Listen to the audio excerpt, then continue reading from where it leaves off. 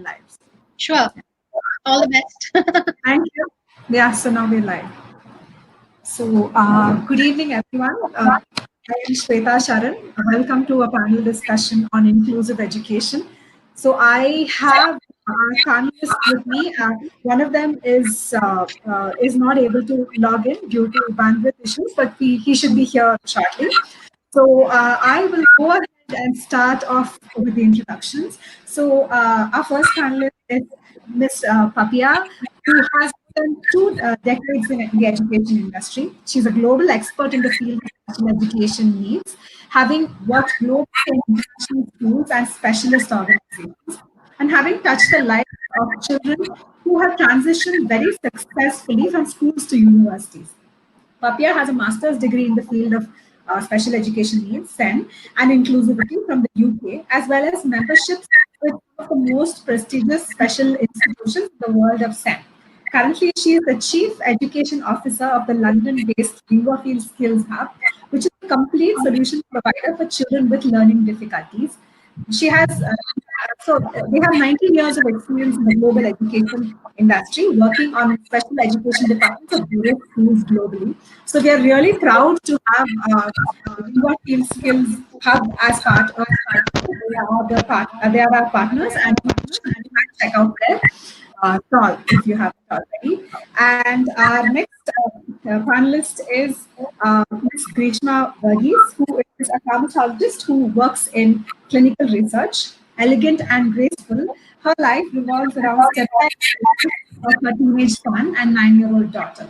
They are displaced as a family globally every 2 years due to the nature of her husband's work, and she devotes her time to a balancing act between being a mom and her career and her children. So, thank you for being here with us. And the third panelist is Mr. Gautam Majumdar, who has a BA from Kolkata University, an MA from Bangalore University, and a dual BEd from Jadavpur University with a specialization in locomotor disability and neuromuscular disorder.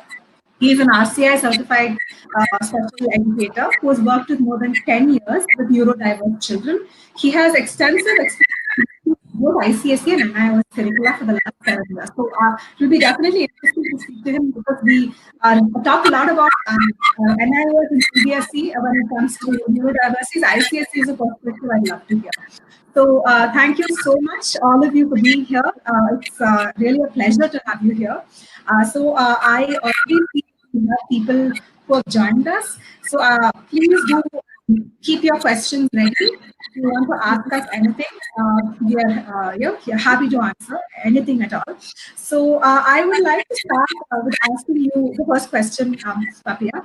So we are looking at, it's not an ideal scenario when you're looking at inclusion. It means different things for different people. So when you look at ecosystem today in terms of schools, where do you think the gaps are when it comes to inclusive education? Okay. So first of all, thank you, Shweta. Thank you, BSEI, for giving this platform where we from Linguaphile can present our views, thoughts, and opinions. And of course, we are also happy to listen from our viewers and audience about their perspective of what they are thinking in the field of special educational needs. As far as your question goes, Shweta, what we have seen, me as working as an educationist and also being a special educator, working with children, and me also become as the head of department in various schools in different part of the world in the field of in subjects like English and humanities. What I've seen is that nowadays there is a huge opportunity for teachers in the form of CPDs. That is, they have this professional development workshops to understand children, to understand different children and learning about how to approach these children. So definitely inclusive education or being inclusive in the mindset of the school have started. It's not that it didn't start. Teachers are really working hard in different schools, in different setup, in the mainstream education, And here I'm just excluding all the special educational needs school because they know what they're doing. But I'm talking about the mainstream schools. A lot of workshop happens where they're being taught about the different approaches that they can do to help children with different needs. And even they are spoken about what we call as different learning styles of children and how to do the POTS differentiation, that is kinesthetic, visual teaching, tactile method of teaching, so that learning becomes wholesome and learning and teaching reaches to the audience, that is their target audience, that is that class of students. But the problem doesn't lie there. The problem happens is what happens after a certain time when we are trying to do the assessments for these children, how much the boards are able to be flexible, okay, understanding the need of the child and helping the child to give that same level of examination with differentiation. you know that is where I think this whole circle of inclusivity, somewhere it is happening and getting stuck.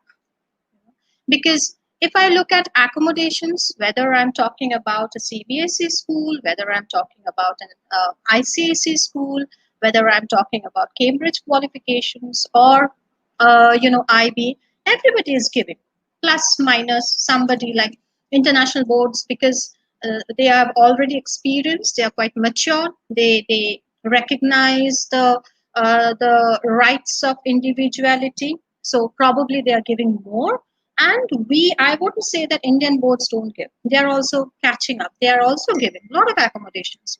But then there are certain restrictions where we are getting stuck as schools, as organizations. Sometimes economically, when you run a school, it doesn't become viable, because probably if I've just given you an example, GCSE today also offers 40 subjects, right? IGCSE. There are 30 to 40 subjects. But as a school, if I'm running a business, I'm running an institution, it is not possible that for every class of mine, I'm going to break down and keep on, dividing and giving students based on their capacity, based on their strength and weakness choice of subject, isn't it? Because then as an institution, I can't run it's economically and it's administratively not viable. You think about the human resource, you think about the infrastructure, you think about the pay, the economies, the finances. It's not possible. So what do I do? So then what happens at certain point? I do try inclusivity. I do try to help my children in the lower classes to learn the skills so that they can cope up with the general mainstream learners. But after a certain time, I know that I can't run 40 subjects, right? So what do? I have to give them a platform that in my school I can offer you this subject, and if your child fits into this particular template, he or she is welcome. And if he can't fit in, I'm sorry, but what do I do? Okay. So in that way, now the question is, then are we really being inclusive as far as what we claim to be being inclusive? So my question is, being an organization, being an institution, can we look at a middle way where we can have a feasible uh, the feasibility in terms of my administration, my cost of operation, and at the same time also looking at the benefit for my learners, especially when I'm looking at my students with special education needs. So this is one point where I think we as educators need to reflect, think about. And the second point is that when I say I'm an inclusive school, okay, what is my inclusive policy? That is the second point, right? If you go to any school, maybe there are some excellent schools whom again I'm missing in this list, but we go to the best of the schools. I'm talking in general.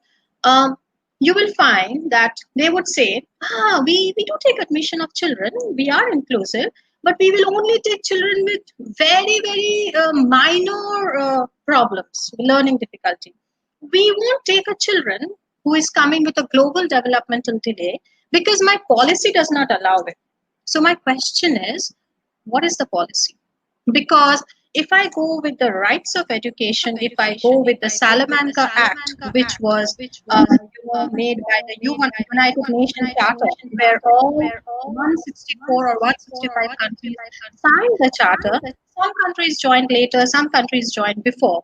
Okay, where we had said that for us, there we will value equal education for all, in spite of their social background, in spite of their learning difficulties and learning challenges. Then where is the Charter Act coming, and how, as schools, we are actually drafting the policy for inclusivity? Because if I'm inclusive school, then I should be able to have students coming from all range spectrum of whatever difficulty they are having. But for that, again, there is a question of, again, that finance and economy comes in, right? Because if I have to have a child with cerebral palsy coming in, so my classroom should have modifications for ramp. You have to build a ramp to have their classes done. Your toilets should be having a separate, there are a lot of other factors in terms of infrastructure that you have to build in, which again add to the cost of the school. Then probably special, more learning rooms, because definitely there would be some highs and lows in their subject choices. Number of increase of testing centers, increase of boards, probably having your own OTs, your own speech therapist within the school, your own other, psychologist, your own neurophysicist, everybody in the school board. So again, everything is relating to the operational side more than the education side. And another thing which I strongly believe, that to have this complete, wholesome understanding of inclusivity, I'm not going to ever blame a board, whether it's ICSE, CBSE, GCSE, IB. They have given their, they are quite broad. They have given whatever they have to say. But as an institution, how much I am ready.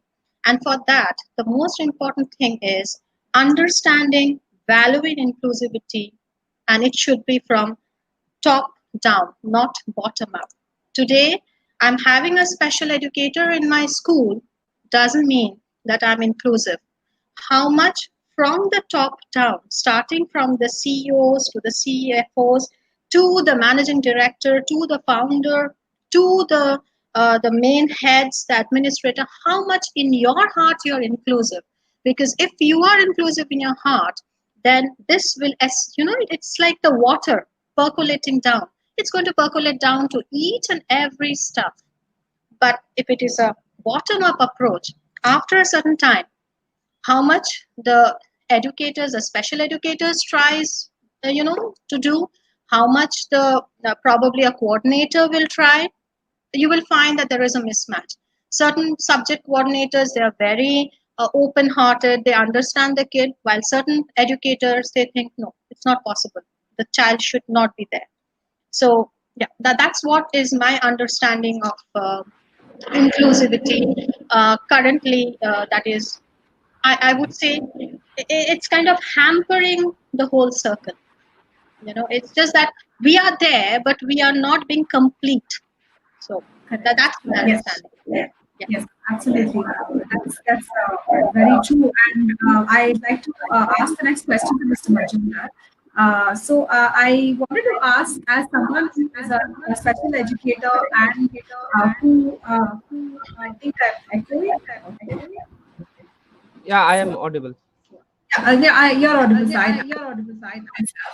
I'll just mute you when unmute you when I ask. So, as a special educator and someone who is an expert in this and who has worked with children in different boards, So, what do you think is the key to solving these problems that we parents and schools face when it comes to inclusion? Because, for instance, if I as a parent I have to go from place to place for different therapies.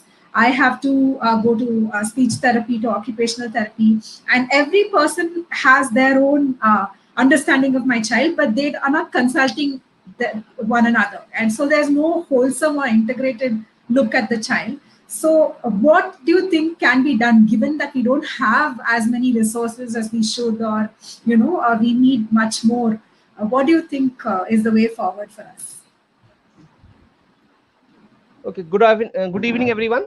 Good evening. So I'll just start by going little bit into past. When I did my B.Ed in special education, I was clueless what this course was about. No idea what was there in it, whom would should I cater to, the individuals. I have never seen uh, people with special needs before. Only those which the disability which are visible, those only were under my knowledge. Okay, these are the things. But then I went. My first course was locomotor impairment and neuromuscular disorder. It's a very big term, and I was clueless. So if and I have completed my masters also. So you can imagine a student who has completed his master's degree has no idea about what disability is. So that is way back around 2007. So when I did my masters and all, so till date, no idea. So the awareness created by government was very less. Slowly, when I entered the course, I began into getting into it, what the thing is, what not the thing is. So I am very optimistic person. The day when I started my course and till date today, I see lot of changes, lot of improvement, lot of policies has been brought in. So, if I look into what is required, what is need of the hour, we are far less behind. But when I started and where the world is today is, we have achieved a lot. So slowly the idea of disability, inclusive education, people with special needs are getting into people, and more common people are getting involved in it. I will just take my example of my school. We have inclusive setup which begins from foundation. So the entry level of foundation is 2.5 to 3 years. So students are taken in. So children are clueless what the thing is. So that is the best thing that happens when the child grows with with his friends and buddies. Acceptance begin at that age. So that is the need of the hour. When you accept the thing, when you understand the need, that my friend has a need, then a environment is developed which helps us a lot. And when we go ahead from primary to secondary, this is a very great thing that has been achieved from a very early age. So the holistic development of the child depends on lot of things. The services like the school environment, the support system, the special services that is required, all comes under the thing. So when I did my B.Ed, so we were told that you are a special educator, which doesn't mean that you will be restricting yourself to education only. So my first job was working with an NGO where we were taught how to feed these children, how to provide them with physiotherapy, how to make AAC board, alternative and augmentative communication, people who don't have speeches.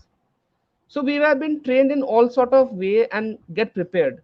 If the help is not there, so you get into it and do something, because parents are desperate, they don't know where to go. So you have to be an all-rounder and give help as much as possible. So a special B.Ed, a person who is trained in special B.Ed has to undergo 75 to 80% of practical training, which grooms them from a very early age. But what is said and done will only be implied if like what Papiya ma'am said, if the management is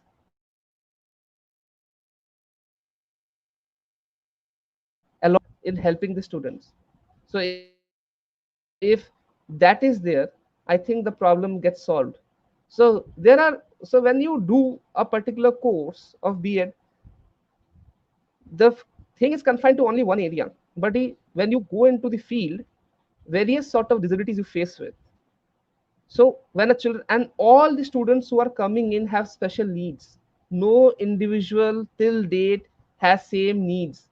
After assessing them, we see that each and every one having the same disability have different needs. Their needs are different.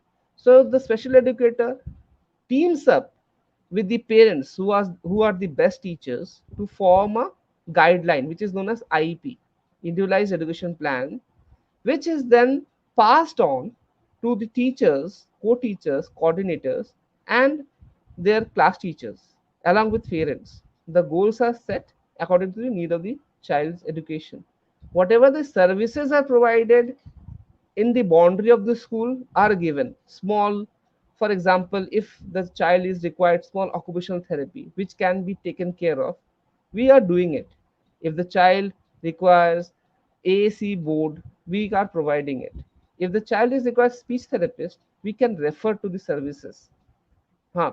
For a big town, it is easier said than that. The services are available, but for a smaller town, the services you have to look into it. But one thing is that if we are positive enough, if we see that there is hope, there is always a solution for every problem, then we will be able to reach to it and will be able to give a better service to the child. But if that positivity is lost, then that help is next door and you will not be able to approach or will not be able to give any service to the child. So my best mantra in this field is stay positive, stay hopeful. The world is not a better place, and every day the things are improving and it will improve. Thank you Thank so you. much. I think, yeah, you're very, what you say is very true because from what I understand, so our earlier panel discussion in Jan was about early intervention. This was something that we really had to speak a lot about. I have talked to so many educators. Early intervention is such an important topic because to identify these challenges early and to intervene is really important. And educators are really trying to counsel parents and to really, in fact, an early interventionist was even talking about milestone trackers right from and how the process begins even in an antenatal even before the child is born. So it's a very complex process, and you're very right that we have come a long way, and we are looking at this in a very much clearer light. In Bangalore itself, we have so many resources. The number of occupational therapists, the speech therapists, we have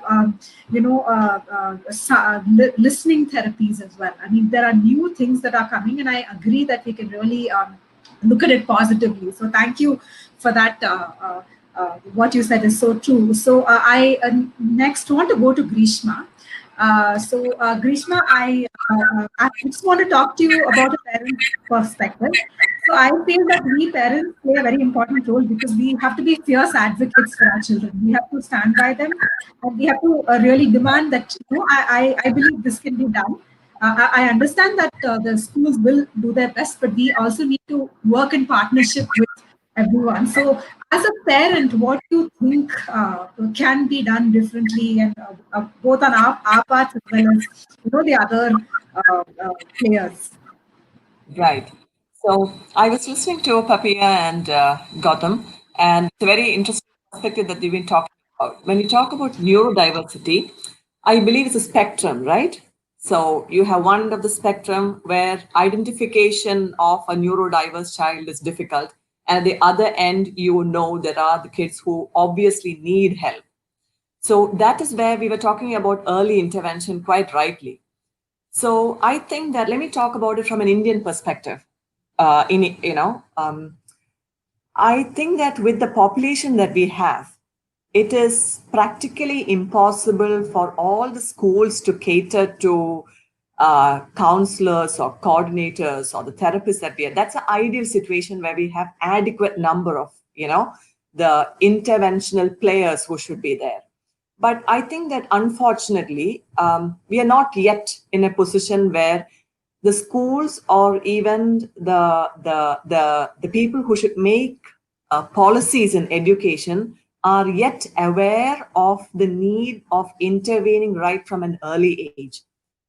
So which brings us to the teachers training program. I believe that all the teachers, not just special educators or people who are working with differently able children, I think that all teachers, when they're trained, should have a certain amount of sensitization done. All our teachers are wonderful. I think that when you look at all the Indian syllabi, like the ICSE or the CBSE, we train our kids into incredible academic stamina. The academic stamina of the child is amazing, but they are not taught how to apply them. And that is when application also involves life skills. And it is always a neurodiverse child who goes towards the minor end of the spectrum who finds that application difficult. And that builds up frustration, that builds up anxiety, and the parents are unable to understand because you have a very intelligent child on one hand who is able to communicate, able to take care of everything. But then the teachers come back to you and say, oh, he or she is looking out of the class. They are doodling on their notebook, or they're not maintaining eye contact for the 40-45 minutes of a unidirectional classrooms. I think that 90% plus of our classrooms in India are unidirectional. They are not interactive. So, and then the teachers come back to you with complaints about the child, and the child is looking here, looking there. And this is my personal experience. My child started off from a global education platform, came to an Indian system. And I thought that initially it was just a cultural divide, and it was a very different kind of learning. It is a difference in the learning that is happening.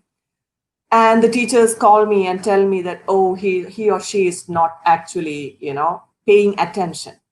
So, and then I come back and I ask him or her, why is this happening? And why can't you? And all these questions are, and especially when you're a first-time parent, you do not know what is happening there. Because your child, when he or she is at home, is perfectly fine because they're not sitting through 40 or 45 minutes of, and we're talking about a child who is 5 or 6 or 4 or 5 or 6. And then the teacher comes back to you, and this is only for a parent who makes the effort to engage with the teacher also. And most classrooms are quite big. We're talking about 30 to 35 class strength. And then the teachers are, when you go back and they say, oh, but he or she seems to know all the answers to, what is happening there. But they're just not making eye contact. And when the teacher picks on the child, that makes the child unacceptable to the rest of the classroom as well. And that is where a certain amount of labeling happens. And then where is the inclusivity of that? It is just that each child needs to be handled differently. While I agree that a child cannot disrupt a classroom, that is unacceptable behavior. When we're talking about inclusivity, it does not mean disruptive behavior. That's a totally different. They should be mature enough to, or they should be sensitized. And I think that it is not because a teacher is bad or a bad human being, or they're trying to pick on your child. It is just that they have not been sensitized to how children can behave differently across the spectrum. So, for me, inclusivity also means that we revamp our teacher training programs to make communication between the teacher, the student, and the parent more effective. And then again, like Papiya was telling me earlier, we were talking about it earlier, it also filters down. You cannot have a top-to-down model. So it is not like, and most schools have an economic constraint in accommodating. And after we struggle, I'm talking about my personal experience here again.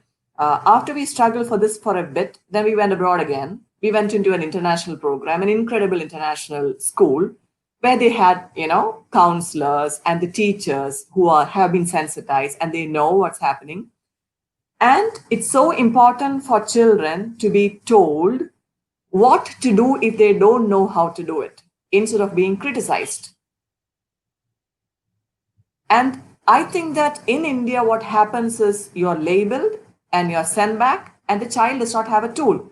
And like Shweta and Papiya, we were discussing right before this, um, we do not know what is actually happening in a classroom.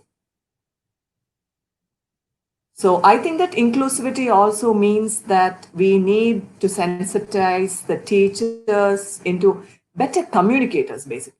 It all depends on communication. So integration, and for every parent, I think that at the end of the day, in addition to academic prowess or proving themselves, career-wise, it is also about educating and acquiring adequate life skills. Earlier, during earlier generations, we had large families. Now we have children with one child, two children, and they do not have that kind of space to interact and engage and grow like our parents or grandparents generation did. Classroom becomes even more vital playing field for inclusivity. Right. And yeah, I mean, I wanted to come to I had a few questions, but we have a couple of questions coming in. I think this is a question that even I would want to ask. Maybe I'll give it to Papiya because I think she'll. So Vidya asks, what do you think this is the habit school and set up for kids with special needs? Because her point is my children should interact with all kinds of with children with different personalities. So so there are, I think there are, what she means is there are schools that have a resource room where the child is they work with the child, and for some classes they bring the they are integrated, and for some they are not. I think that's what I'm just going to tell you some models which globally certain schools work. Again, I said many schools have constraints, in terms of their policy, in terms of decision making, in terms of infrastructure or feasibility, to have an all different able children to put into a mainstream. So, yes, I agree to our guest who has put up the question that it is very important that the child, and that's what inclusivity is, right? Where there is an enough of social, communication, where they learn to come over their whatever differences is by communicating with children of different behavior, different, personality. So, I'm just giving an example of what can be done, and of course it entirely depends upon the schools how they want to put it, and how the parents take it. Two things are important here. One is I have seen many international schools where they partner with companies like us, where they have this whole idea of push in or pull out, which they happen to do with one single period or two single classes, or maybe in a week twice. The child goes from their main class to the learning lab resource, to study or build up the skill, and then again join back in other classes into the mainstream class. Instead of doing that, so the whole process is that in a week where there are 5 days of schooling, so 3 days they go and study in the special school, okay, and 2 days they come and join the regular school. So this is one way the whole idea of inclusiveness into the mainstream culture, as well as to working on their differentiated need is applied. And in other schools, of course, where the school is having that kind of a strength in terms of infrastructure or economies of scale, they are bringing up the whole in the mainstream only. They have all these different therapists and all those need based, skill based learning resources into the school, or they tie up with various centers, and where they divide those classes depending upon the need of the child. So they pull out the child, say suppose from where we know that the child can't do a certain history subject, so they use that period where they send the child for occupational therapist into the resource. So that is another way of intervention. But the whole idea, yes, me because my area of research and my area of study has always been on inclusivity, and I always feel that it is entirely for the well-being, especially the mental well-being of the child. It is very important that all children are given the platform of studying together, irrespective of their need.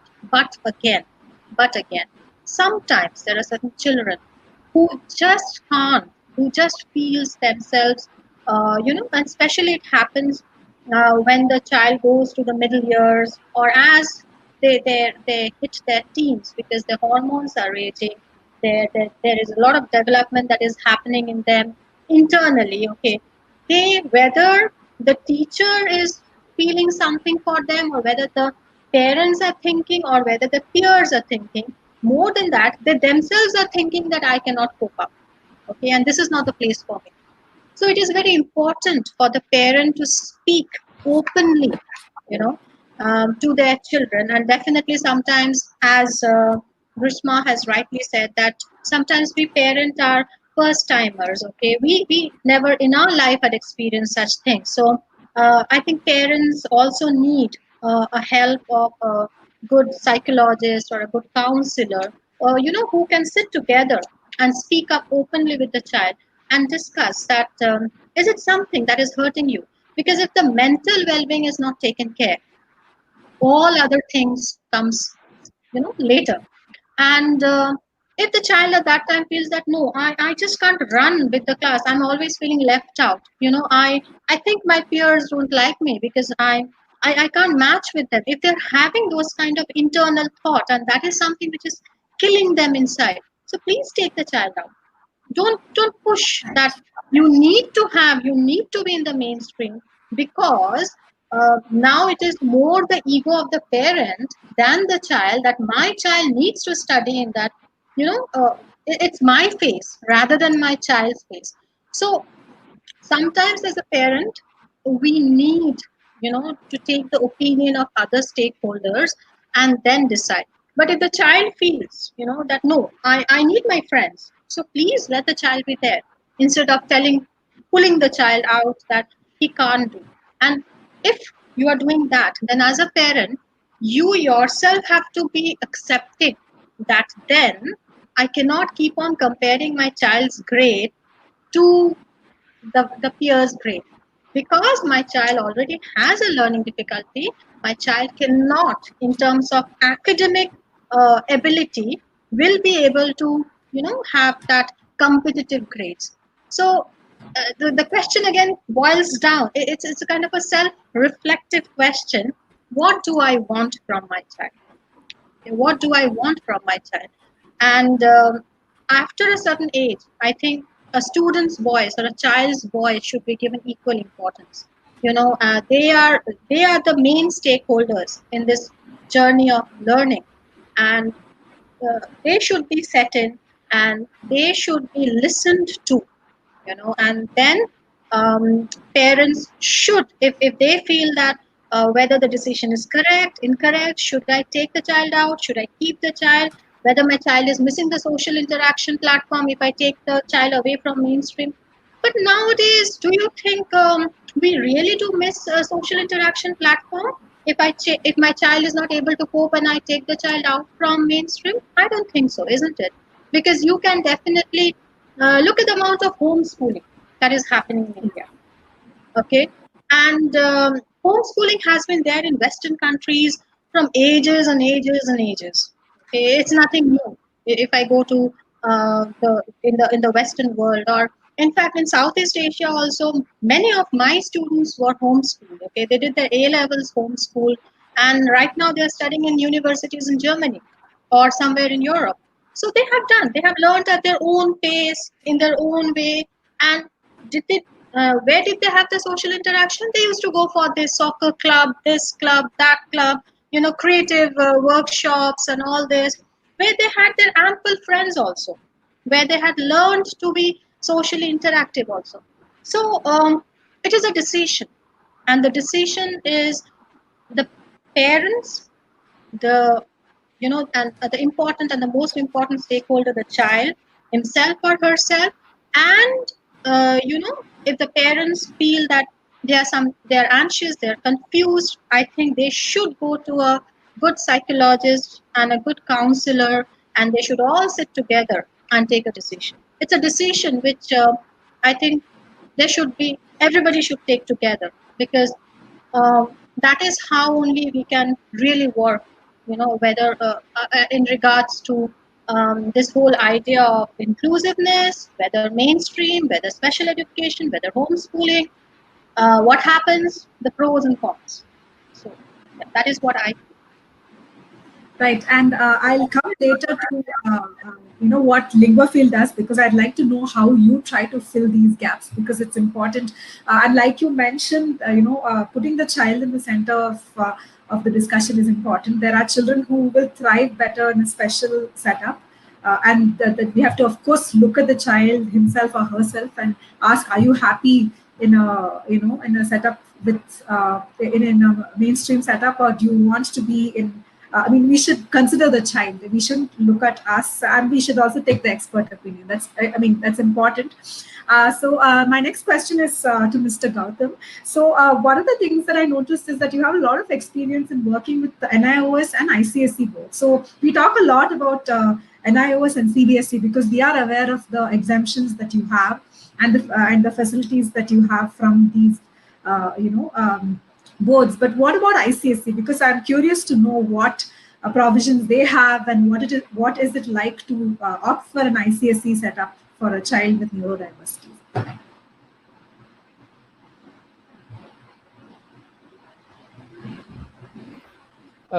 Okay. So ICC setup curriculum. In our school we have ICC from foundation level only, the curriculum and course.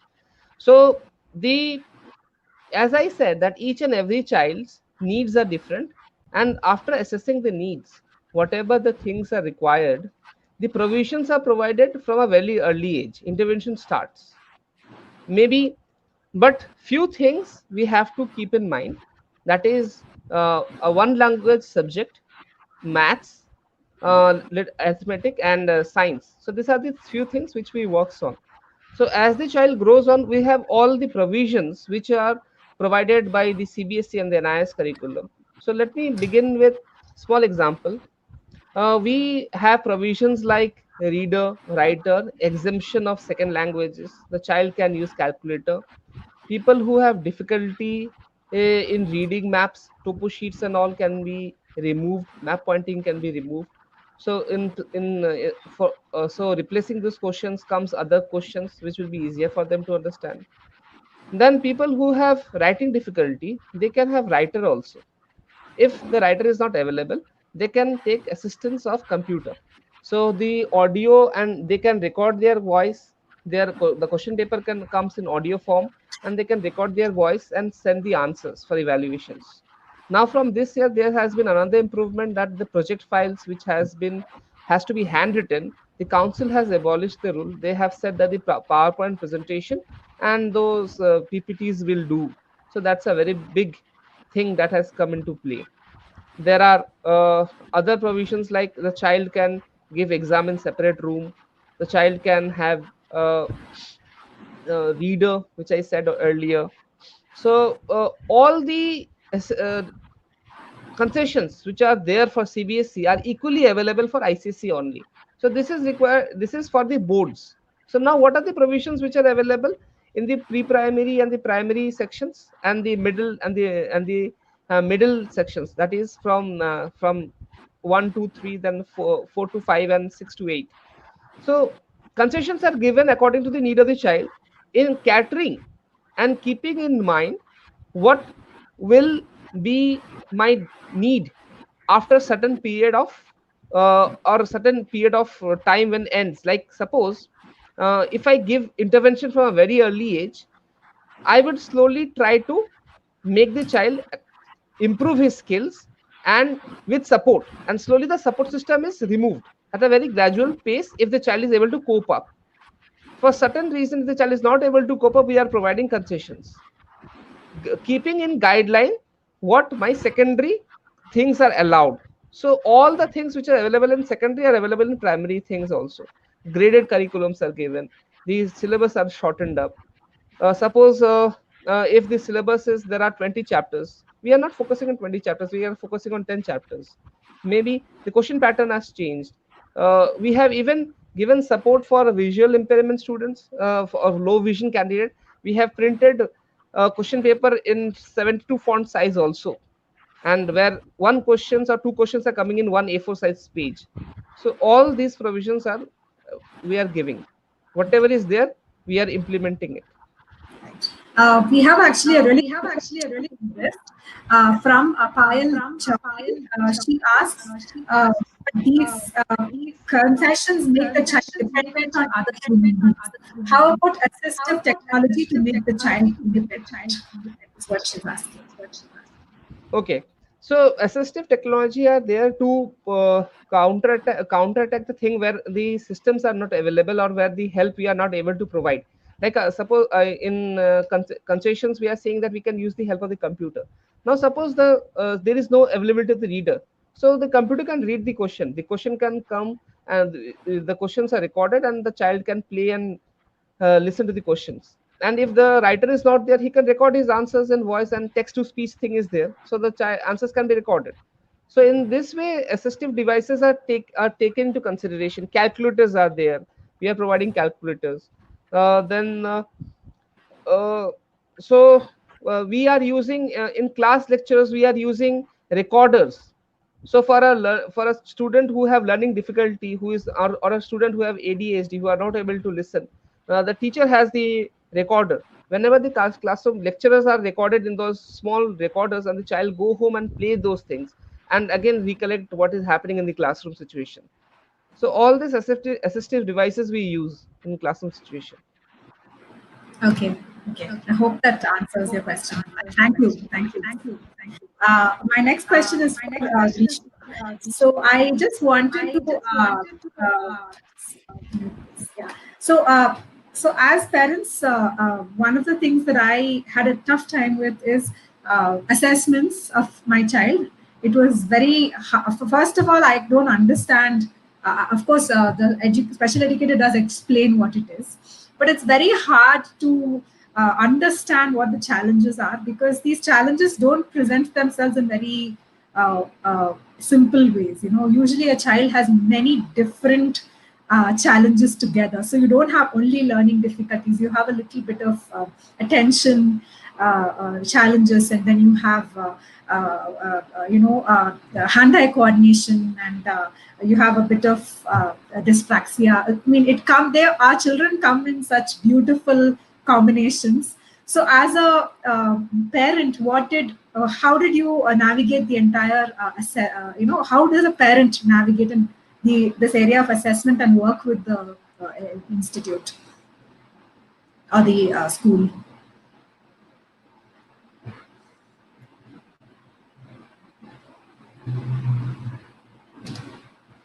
Yeah, can you hear me?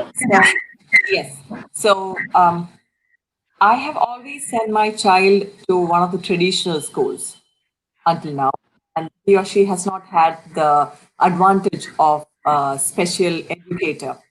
But that's probably because after assessment, they said that there was no intervention necessary, and to just let the child be with a little bit more of hand holding than necessary, and with a little bit more of awareness from the parents' side.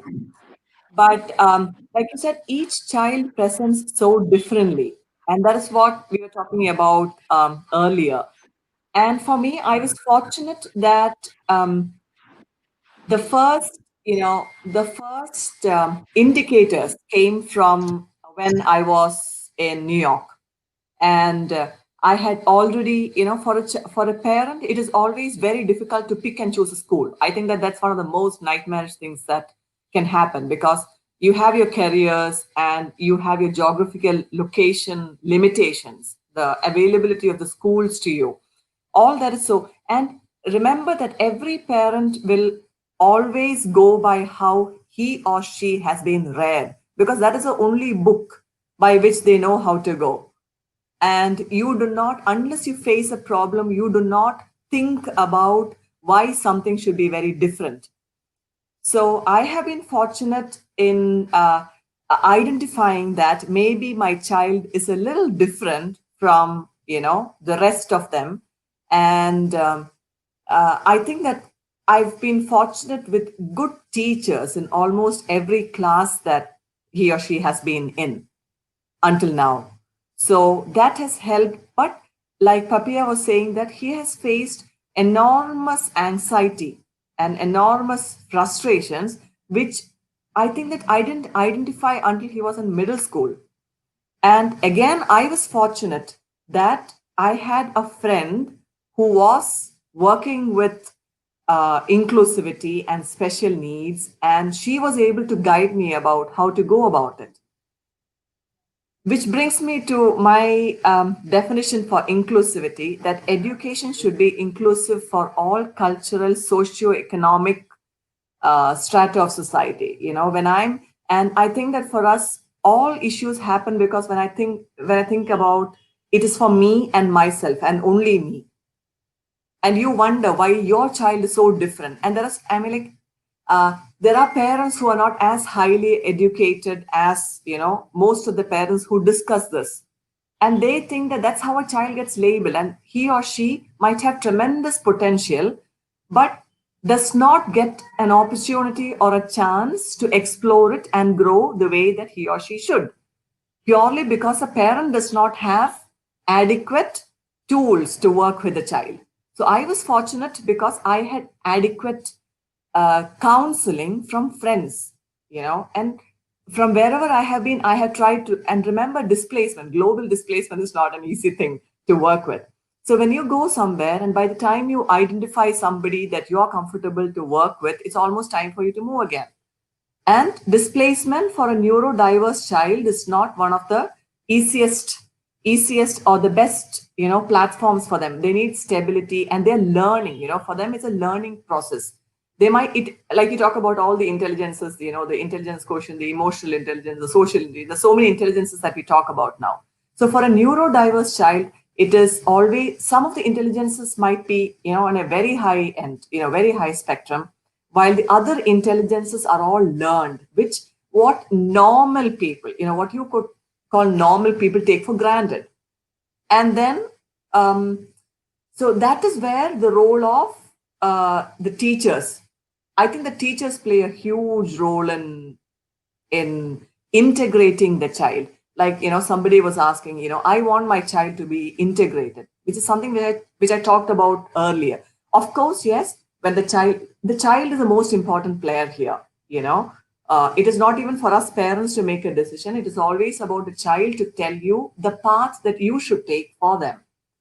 And at the end of the day, we stop being parents at some time, and there is only so much that you can do. And at some point of time, they are going to have to live in society, in the long run. And for every parent who is working with a neurodiverse child, I think that is the bottom line. It is not about learning or academic prowess or anything else, but how well can they function in society and live, your life skills.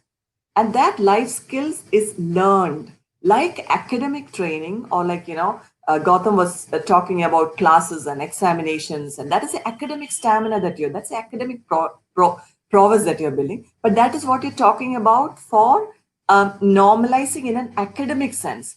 But like Papiya was saying earlier, it is more important to identify and integrate them emotionally. And I would say, that social quotient is so very important, because unless they are comfortable in their own skins and with the people around them, the rest of it blossoms, it blossoms to the extent, to the limitation of the child. Each child is different. I have two, one who is highly intelligent, the other one who I would say is, more or less well balanced, nothing exceptional about that child. And I'm not judging the child, that is just the way the child is.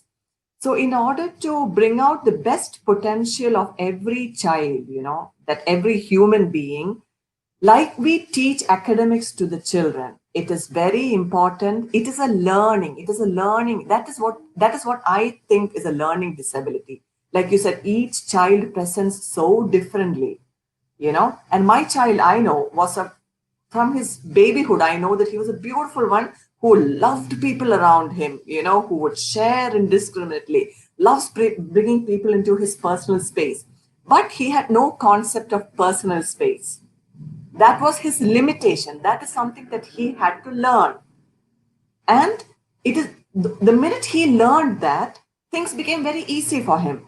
He understood why other children backs off a little when, and he is quite, very tall and quite physically also he's quite big. So when a child does not know how to behave with the personal space around him, it is a learning. You need to teach the child. And I was doing the wrong thing. Let me admit very freely that I was doing the wrong thing by asking him repeatedly. I've told you so many times. And that is the worst thing that you can do to a neurodiverse child, to ask. I have told you so many times, why can't you?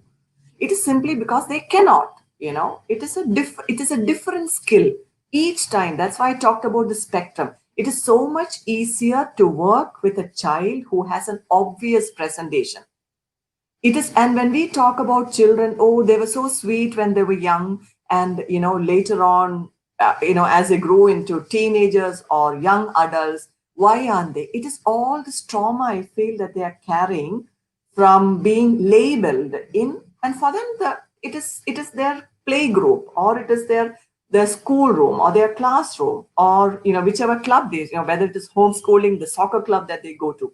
So I think that it is very important for all teachers to be aware, so that parents can also be briefed or be sensitized into knowing that no, your child just needs one more learning skill.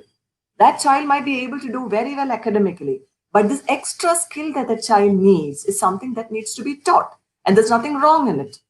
All of us are learning. I think that even I'm still learning as an adult. I think I'm still learning life skills. So for a child, why would it be wrong? And also for the school also, like Papiya I was talking about earlier, the school policies have to be truly universally integral. It has to be when we talk about the West, or we talk about developed nations, we are talking about racism, and we're talking about gender inequalities, and we're talking about huge major stuff. But I think that it is very important to recognize that the child first has to grow as an individual before we talk about all policies. I would love for my child to be aware of climate change and globalization and the impacts of it, and why did Corona come about. I would love for my child to know that and to grow up like that. But more importantly, I think that for every parent, and that's, like you said, it's not the ego of the parent. And a parent is the only one who can truly help the child. So when the parent is comfortable in their own skin, the child is comfortable. The child knows that he or she is no lesser than the people around. So the child probably, and probably the child should be taught to say also that, when they score very well, I did that with my child. So they did very well with an examination. And children can be very cruel at some time. Most children can be very cruel at times because they are innocent. It's their innocence which makes them speak that way. So when he has been, labeled as, oh, the teacher is always asking you, why are you doodling? And so I told him, and I empowered him to say that, we are all very different, and I'm able to doodle and learn. For you, learning is very difficult. It's very different. It does not mean that, you teach your child to put down another child, but just to let them know that everybody, even what you would call a normal child, is also different. So I think that is my perspective on the question that you asked me about. Like, children are beautiful. All children are beautiful with their own small quirks. And it's a maturity of the parent community also, which plays a huge. Absolutely, and I totally agree. And I have one question. Someone who sent me a private message on Bigmaker. So she wants to. She's a parent, and she wants to know what. So she wants to know what. So I thought I'd ask this question to you, Bhavya. She wants to know about what Linguaphile is, how you kind of help parents through your programs? Right. So honestly, as I said to you before, at Linguaphile, the main ideology of Linguaphile is in the West. I think Grishma will also know this, that since she was in New York, so there we in the UK we have something called the pupils premium. So once the child gets assessed, okay, um, the child from the government gets the pupils premium, where Shweta, your question of where do we do, how much of OT is required, whether my child requires a speech therapist, all those blended uh, difficulties that we have, okay, and is taken care of. So in the pupils premium, technically what happens, besides, in addition to the school, okay, so the government gives you the fund where they allot an X many hours over the week, okay, where the child is also given OT therapy, speech therapy, whatever are the other requirement in terms of all those blended difficulties that the child has. Okay. Unfortunately, we in any of these Asian countries, whether it is here, whether it is in Southeast Asia, whether we move to Singapore, or we go to Malaysia, or we go to Thailand, um, our government is not ready. Looking at, and in fact, in India, it's absolutely they are not ready to help all and every child with a pupils premium, because here the best of education is still in the private sector, isn't it? We are still confined with the private sector. So in Linguaphile, what we do this whole of this working out. So here, in addition to the academic interventions, we are also doing all those, the other requirement of the child is also taken care. So it's just like the pupils premium that works in the UK. We have set up our the vision of the whole idea of Linguaphile is having the academic interventions, preparing them for their whatever the academic examination or board they are planning to join, or they are planning to give the examination. Of course, we are more confident, and we are still now in India and in Thailand, or in Southeast in Malaysia and other countries. We are mostly working with the international board, that is the GCSE curriculum and the GED curriculum. But um, besides that, we are also doing all other interventions. So what happened? We don't want our parents to run around like a headless chicken. Okay? From door to door, from this therapy to that therapy, we are bringing all to you at your door. Okay, and you work on it. We will only help you. We are going to give you the timetable, the assessment, the psychological interventions that is required. The therapists are there to work with you. If you require, say, suppose your child is in a mainstream school, and you want your child to keep in a mainstream school, please go ahead. I'm not going to tell your child to pull the child out of that mainstream school and bring to us. No, we are going to work with the child in the time allotted or available to us. That is technically the evening time, right? So we are going to help you with the evening time. Okay. And if your child feels that, no, I'm not happy in the mainstream school, I want to study at my own pace, at my own time, fine. So I'm going to do a proper homeschooling for you. Okay, so we have teachers, we have periods, we have classes, we have assistive technologies, we have software support, we have therapists, everything compact given to you. So that is the ideology with which the Linguaphile system is working. And in addition to Grishma, what she said just right now, and as she said, that mental health is very important. Again, I'm going to go back to that same thing. Whatever it is, sometimes as parents, we have to we have to just move back and first think about the well-being of the child. And if for doing so, in addition to the teachers, I think, and especially in the middle school, the problem starts is that we have to give the children the peer group sensitization is also important, because I have seen in many of these mainstream school, in the primary, the way the children mingle together, I have seen one friend carrying the other friend to the special educator's room. It is your special time to study, so you have to come. So they are bringing along, okay, so that to enter into the special educator's room. They don't want their friends to miss that class, you know. But as these children grow up, and children are egocentric. Children are egocentric. That's how we all are. That's how we are born. It's a human nature. And as they go to grade 6, grade 7, those same peers starts pushing them out. The whole idea of fitting in comes in. And at those times, those same children, you know, they hate to go to the special educators room. Why? Because they will be labeled. And once they label, then they can't fit in into their with their regular peers. And at that time, all those behavioral issues starts. Okay, so this is something which the schools, you know, need to take care, is peer group workshops also. It's not only about teachers, it's also about peer groups. And I think this is what is very important, and this is what I wish that in future all the mainstream schools tries to understand this, and especially for grade 6 and above. Till primary, I've seen everything goes very well. Everything, the picture is very holistic, very inclusive. But as we move on to the secondary, these things are there. And another thing that is important is um, some teachers I've seen, although I respect all the teachers, but there are teachers from older generation, you know,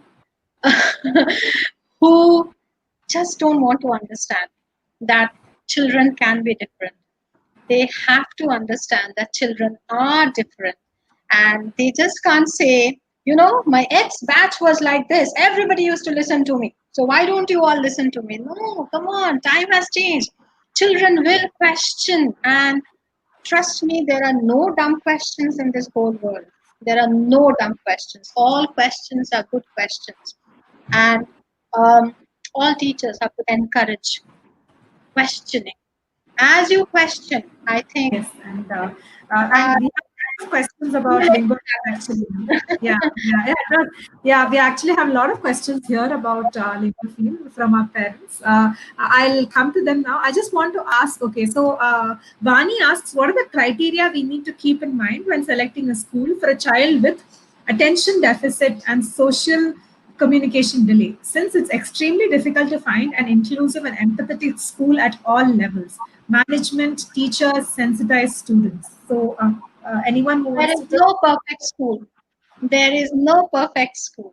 I think she's Nothing asking for the criteria to keep in mind. Yes. What are the points to keep in mind while choosing a school? We do. I mean, if I just tell you that these are the criteria, we all know empathy is a criteria. We all know having a good, inclusive policy is a criteria. We all know that how the management thinks about inclusivity as a whole is a criteria. But trust me, keep your hand on your heart and ask yourself, whatever is said at the time of admission and whatever happens in the classroom, day-to-day classroom, are these both same? I think no school can tell you, yes, I vouch, we are same. We can't. We all are human beings. There will be mistakes. There will be errors, you know. Yes, the criteria, the first thing is how much the openness of flexibility. I think I can only point to this criteria. And other than thing, it's trial and error. Trial and error. Because in one school only, you're going to find two departments working with two different vigor, two different approach, two different understanding for a child with special education. Okay. And if your child is having attention issues, okay, I think your child's mind is running very fast. He's an inquisitive child. Give him or her the the platform to ask questions, to be tactile, you know, to apply his, you know, you have to race with his thinking. His thinking is racing down the hill, and probably for him, a typical template structure won't work. He needs more than that, or she needs more than that. Okay, she probably needs when he or she is doing force, he or she is not happy with just learning what is force and give me the equation for force. Probably he needs to jump around and play, and he needs to calculate and see what is the force being applied. So that it is. He needs tactile learning. So you have to look into the school and find out how much is he being understood. If a child is looking out of the window, or if the child is doodling, the child is perfectly okay. The children who doodles, they are auditory learners. Okay, they are looking outside, but they're listening to everything. Appreciate, just appreciate, and just let the child do something. you know Tell the child, and probably your child needs more of give him some work of PowerPoint presentations. Give him something where he finds something which he can actively engage himself, rather than just that same unidirectional lecture. Especially till primary, we have seen, and that is my own experience, we do have a lot of child-centric approach. But as we go to the middle school, as we go to the higher studies, we somehow lose the child-centric approach and we become teacher-centric. So for that,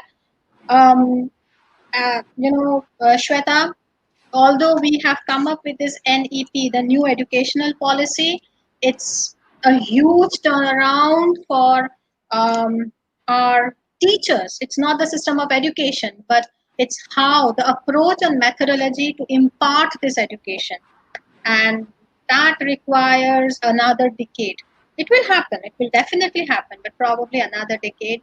We'll have some new teachers coming in with new ideas, new methods. We have to appreciate them, welcome them, and support them. And I think if our old teachers, who are our great good teachers, just kind of gives a little space to these new teachers to pop in, I think it will be a good way to work. And for Vani's question, I I I think yes, empathy, flexibility of syllabus. A child with ADHD, giving him history to study, don't expect that he's going to sit study. He's going to study in your class, and he's not going to mess around with the teachers. It will not happen. Okay, because history is too, the pace of history or learning history is too less to his, what is going on in his mind. So whether the school is going to give you that flexibility to drop subject, to put in subject instead of that in subjects like data technology, design technology, where something he can have hands-on learning, that is a selection of the school you have to do. And in terms of management, there is no perfect school. Every school will have its own good and its own positives and own negatives, and we have to kind of embrace it. I mean, we ourselves are also not perfect, so how can we expect an institution to be absolutely perfect? It can never happen. Yeah, that's true. That's true. And there are a couple of more questions about Linguaphile. By the way, Vani is asking, does Linguaphile have tie-ups with any inclusive schools in Bangalore? So, Vani, I would suggest you go to the Linguaphile stall on the Bangalore Schools Expo. You can talk to them directly about this, since it would be better if you ask them directly what are the schools they work with. I have another private question from a parent who wants to. I think maybe Mr. Majumdar can answer this. Will Montessori work for a special needs child? It is a self-driven philosophy, and many children cannot self-motivate or direct sometimes. Will it still work, is what she's asking.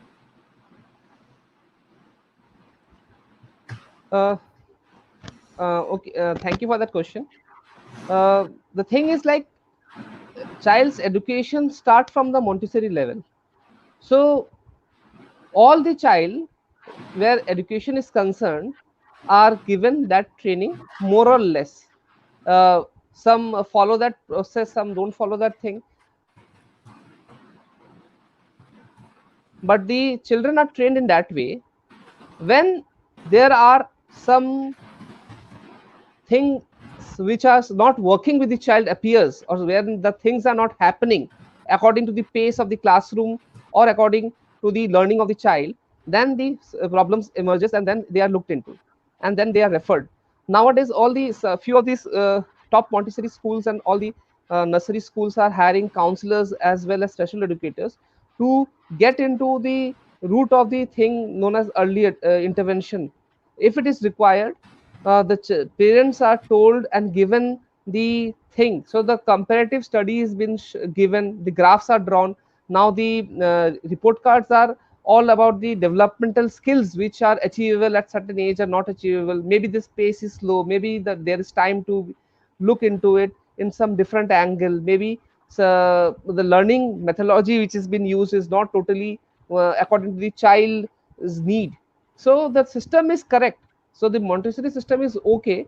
The thing is, when the discrepancy arise, that then that point it has to be brought into the notice of the parents, because they are not aware of the thing. It is the duty of the school to make the parents aware. So that is the thing. Okay. Yeah, that's a interesting question and answer as well. And for sure, that's something where parents ask us. So we are getting many questions. I'll have to wind up because everyone has to go to dinner and so many. But this is so wonderful that we're getting so many questions and we have such a good turnout. I think a lot of questions about Linguaphile. I would recommend you to go and visit the stall. It's a wonderful setup and something that we want to really explore for our children. Please do. I have one more question which I'll ask Grishma, and I think I'll wind up. Although I am getting a lot of parents wanting me to ask about Linguaphile.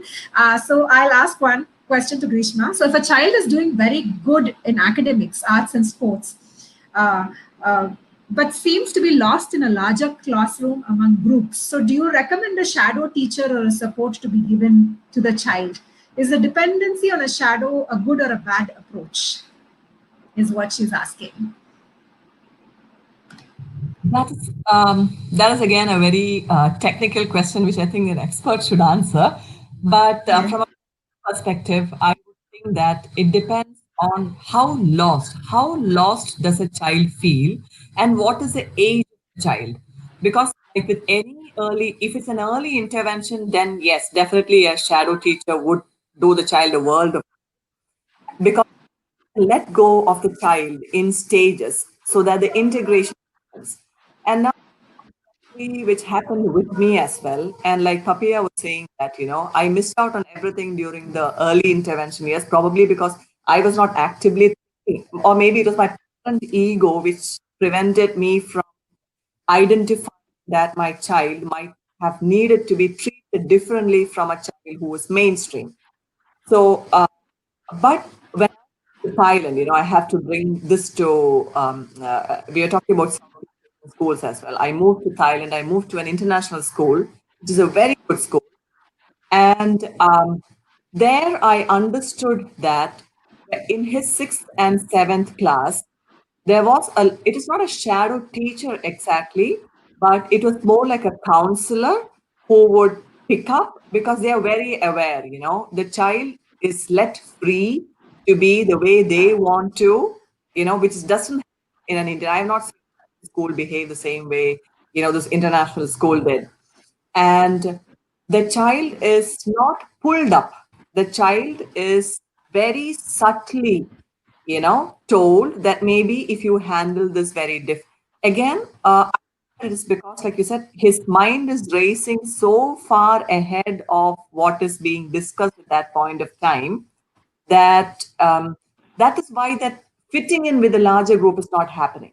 Because when a group of children are standing and, for example, discussing football, and and whichever child it is who is feeling lost in a larger group would be there, would have a lot of knowledge, would have a lot of information, would process the question that is there. Whenever there is a discussion or a conversation, there's generally a question or an opinion that is being formed. So this child is probably being able to identify the answers or the opinion much faster than the other group, right? So in such a case, that person, that child would be probably be called a know-all. And that child is not welcome in the, it's just an example that I'm quoting, about feeling lost in a larger group. And then what happens is that, in a mainstream school in India, nobody is going to tell the child that, this is why people do not want to listen to you. It is not that the child is wrong there. The child just needs to know that is a tool that I was talking about. The child is subtly told by either the supervising teacher or the counselor that if you slow down, we know that you know everything. It is not, and it's also the insecurity of the child who knows, they instinctively know that they are not like the larger group around them. So it is the insecurity of the child which is making them, get in their opinion or give an answer much before anybody else does. So there I have seen that the tool that is given to my son or the child there, whoever, is to slow down a bit. It's not always necessary for you to speak. And there, it is not teacher per se. So that's why I said it depends on the need of the child, how large is the child's need. I think that another example I can give you is, it's not technically directly related to your question. I have seen a couple of families very close in UK where children are diagnosed in the pediatrician's office, which does not happen in India. The pediatrician check physical milestones. They check, you walk, are your motor skills. It's not a fine motor skills. I don't think that many pediatric officers check your fine motor skills because that would also be an indicator for, your different, how different you are. And there I have seen that in UK, the pediatrician or the childcare worker or the social, they have midwives or whoever it is. There are different, the health system is very different. They identify the child is potentially neurodiverse. And there the early intervention happens even before the child is going to school. And that is the best intervention there ever is because I have personally seen 2 or 3 examples of such children by the time they join mainstream school are so empowered with the life skills that they need that they different from the larger group right from the beginning. And then it is much easier for the shadow or the shadow teacher to take them through the primary and then gradually let go of them, as they develop into grow into others. I mean, like, I feel the need for a shadow somebody most of the time. So Yeah. Of course, it's important to get that perspective as well, apart from helping our children. And so I think I have to end up. This session has been wonderful. I always find that the sessions on inclusive education are the best because our parents are awesome. I mean, parents of neurodiverse children are amazing. They have, they are so well equipped. They go all out to understand their children and to help them. They take up courses, they equip themselves unlike any other place that I'm. So it's always a pleasure for me to do a panel. And the turnout always for such sessions, we have so many parents. So it's always great to see. So Vani asked many questions about Linguaphile. Vani, you can check out the stall. She asks, Linguaphile only provides online services because some children are not comfortable with online. They want face to face. So I think after that we'll wrap up. But Papiya, quick question: does Linguaphile provide face? We started working in India from, I would say, from 2020 January.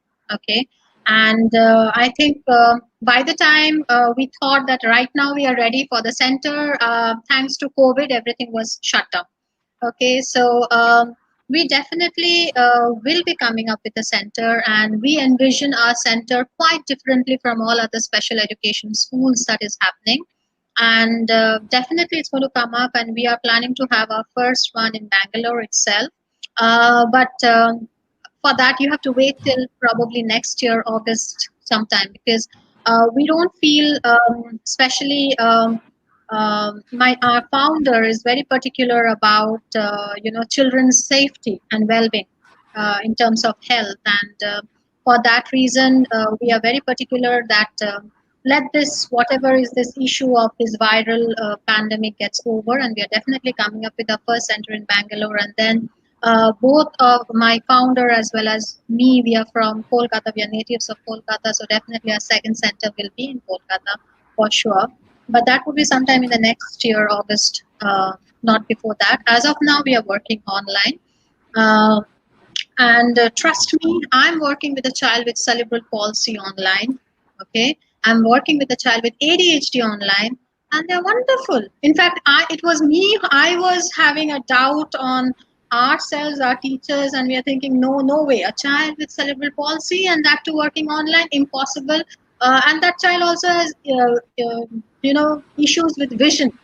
Okay, and we said, not possible. I mean, I was backing out, but then I said, okay, let me just give a try, and trust me, the learning is going on fine. There is no issue.